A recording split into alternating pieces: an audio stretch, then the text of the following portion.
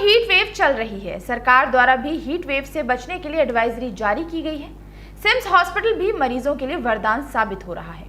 आइए बात करते हैं मथुरा में पश्चिमी उत्तर प्रदेश के अग्रणी सिम्स हॉस्पिटल के चेयरमैन डॉक्टर गौरव भारद्वाज से। उनके द्वारा किस तरह की स्वास्थ्य सेवाएं दी जा रही हैं, हीट वेव से बचने के लिए उनकी क्या सलाह है, सुनिए डॉक्टर गौरव भारद्वाज ने मथुरा में सिम्स हॉस्पिटल द्वारा दी जा रही स्वास्थ्य सेवाओं की उपलब्धियों को लेकर क्या कहा। इन दिनों हीट वेव चल रही है और ऐसे में हीट वेव का असर बीमार लोगों पर भी काफी है और स्वस्थ लोगों पर भी पड़ रहा है। विशेष रूप से हार्ट के लोग हैं जिन पर भी काफी हीट वेव का असर आ सकता है। आज हम बात करेंगे मथुरा के प्रमुख हॉस्पिटल सिम्स हॉस्पिटल के चेयरमैन डॉक्टर गौरव भारद्वाज जी से कि आखिर हीट वेव का दौर चल रहा है, कैसे लोगों को बचें, क्या उपचार है, उनके लिए क्या सलाह उनके द्वारा दी जा रही है, लोगों को कैसे हीट वेव से बचा जा सकता है। डॉक्टर साहब, इस तरह से हीट वेव का दौर चल रहा है, सरकार ने भी एडवाइजरी जारी की है कि धूप से बचें, गर्मी से बचें, विशेष रूप से जो हार्ट के मरीज हैं, वृद्ध लोग हैं, आखिर क्या सलाह देना चाहेंगे लोगों को गर्मी से और तपिश से बचने के लिए। नमस्कार, मैं डॉक्टर गौरव भारद्वाज, संचालक city institute of medical science Mathura. लोग जैसे ने बताया, मैं आपके माध्यम से न्यू न्यूज़ के सभी दर्शकों को ये बताना चाहता हूँ कि इस समय जो है तापमान बहुत ज़्यादा है सामान्य अवस्था से अन्य वर्षों की अपेक्षा 47, 48, 49 तक टेम्परेचर जो है जा रहा है। इसकी वजह से बहुत ज़्यादा हवा चलने की वजह से लू, जैसा आपने उसको वर्ड दिया हीट स्ट्रोक के नाम से हम जान रहे हैं उसको, बहुत ज़्यादा, तो ये बहुत ज़्यादा इस समय हो रहा है। इसके लक्षणों की अगर बात करें तो जी मिचलाना, घबराहट होना, अचानक से उल्टी हो जाना, लूज मोशंस हो जाना, अचानक से हाई ग्रेड फीवर हो जाना,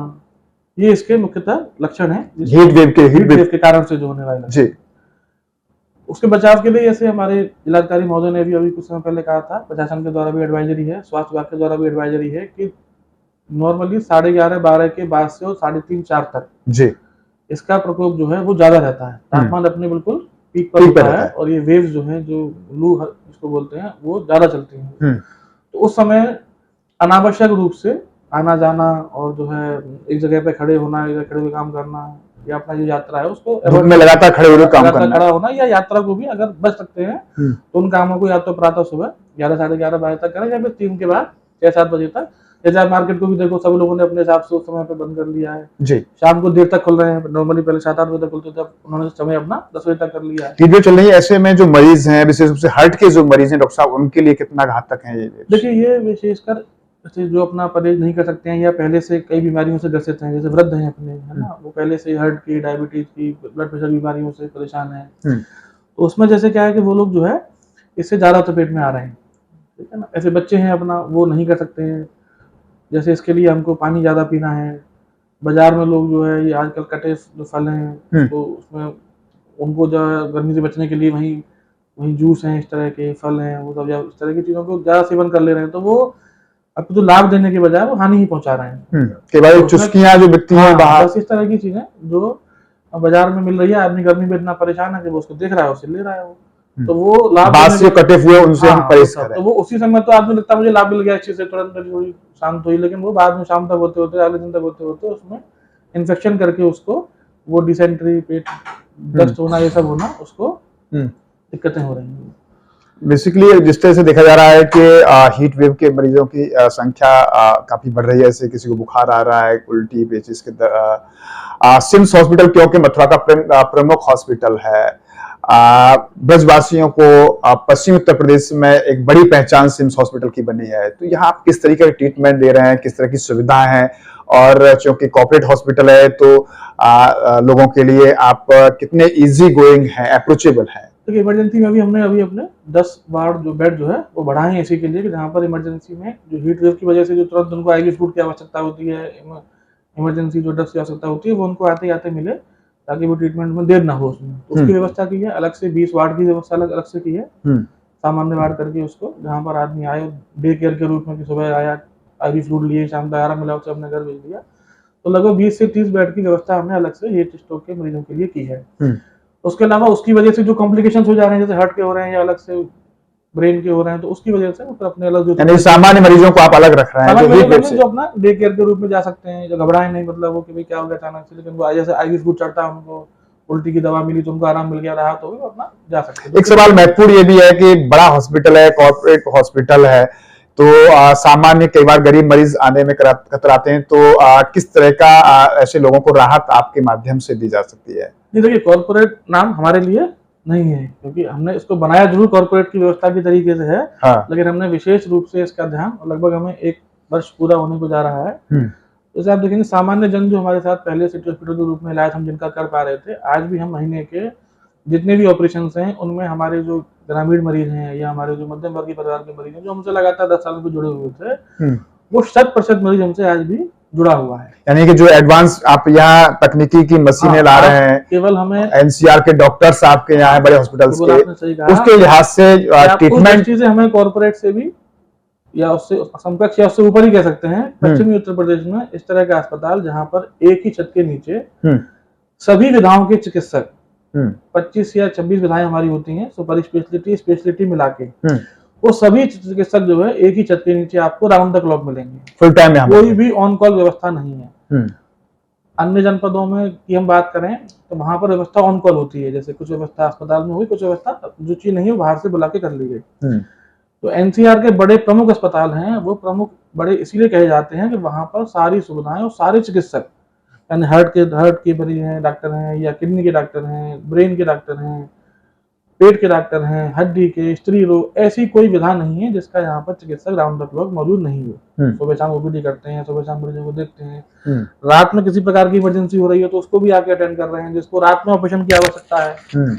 उसको रात में भी उसका ऑपरेशन किया जा रहा है। तो यह सुविधा जब भी मिल पाती है जब चिकित्सक अस्पताल में 24/7 यानी फुल टाइम मौजूद होगा। ऑन कॉल वाले में क्या होगा, वो आज 25 नहीं है कल आ पाएंगे तो मरीज को यहाँ से भेजना पड़ता था। दूसरा मैं बताना चाहूंगा आपके माध्यम से कि सबसे अच्छा जो काम हुआ है कि हमारा जो सरकारी वर्ग थे, जैसे रेलवे है, भारत संचार निगम लिमिटेड है, IUCL है, ऐसे कई विभाग जो है उनके लोगों को, क्योंकि उनके जो इम्पेनलमेंट करने वाली जो उनके जो टीम है या उनका जो मैनेजमेंट है, उनके मानक बहुत फिक्स हैं, तो वो मानक जो है ये बड़े अस्पताल ही पूरे कर पाते थे। तो उन्हें मतलब सामान्य इलाज के लिए भी और गंभीर इलाज के लिए तो जाना ही पड़ता था, सामान्य इलाज के लिए भी एनसीआर जाना पड़ता था। यानी जो सरकारी तमाम विभागों में सरकारी जो कर्मचारी हैं, हाँ, तो जो सरकार मतलब सरकार उनका जो ट्रीटमेंट कराती है, तो जो सरकार की जो वो मथुरा में अभी तक अवेलेबल नहीं थे, इसलिए उसका कारण था अवेलेबल ना होने का कि वो जो मानक है उनके, तो वो बड़े अस्पताल ही पूरे कर पाते थे। सरकारी संस्थान जैसे अपना बड़े संस्थान सरकारी हैं या प्राइवेट अस्पताल, एनसीआर में जो बड़े हम प्रमुखता से नाम लेते हैं,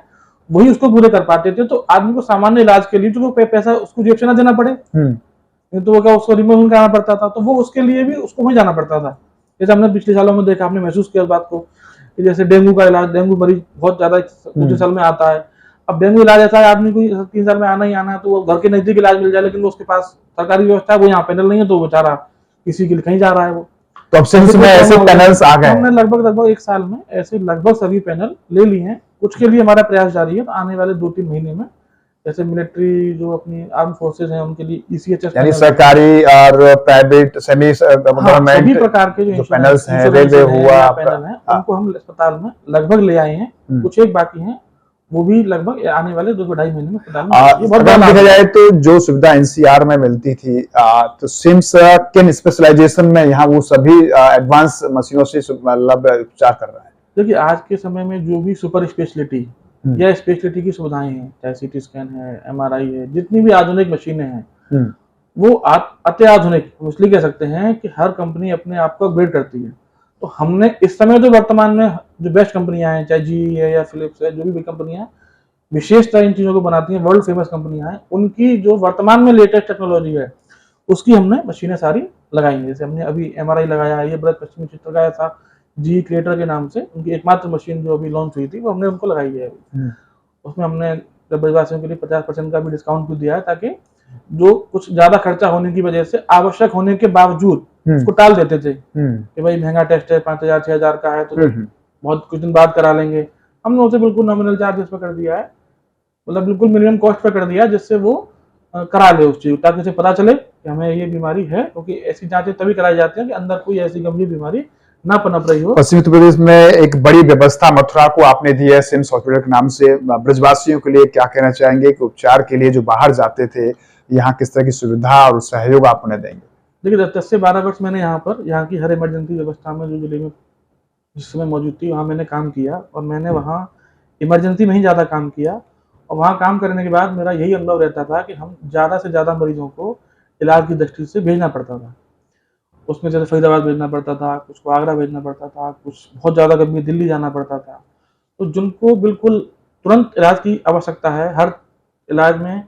हर बीमारी में कोई गोल्डन आवर कहा जाता है कि 4 घंटे में इलाज मिल जाए तो आपको बहुत लाभ मिल जाएगा, 1 आवर में आपको इलाज मिल जाए तो बहुत लाभ मिल जाएगा। वो उनका जो समय था वो यात्रा करने में ही निकल जाता था,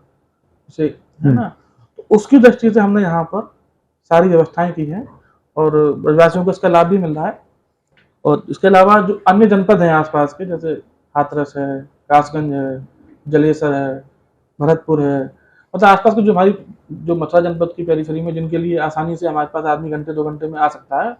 उस जनपद के भी मैं मरीज देख रहा हूँ, वो मरीज भी यहाँ पर आके अपना लाभ ले रहे हैं और वो संतुष्ट हैं। आने वाले समय में कैंसर, जैसे मैंने आपसे पहले भी लगातार अगर पिछले 5 वर्षों के वीडियो की बात करें तो हर 2 से ढाई वर्ष में मैंने आपसे एक यूनिट की स्थापना करने का संकल्प लेता हूँ मैं। सबसे पहले यहाँ न्यूरो की समस्या बहुत ज्यादा थी, ट्रॉमा इतना होता था,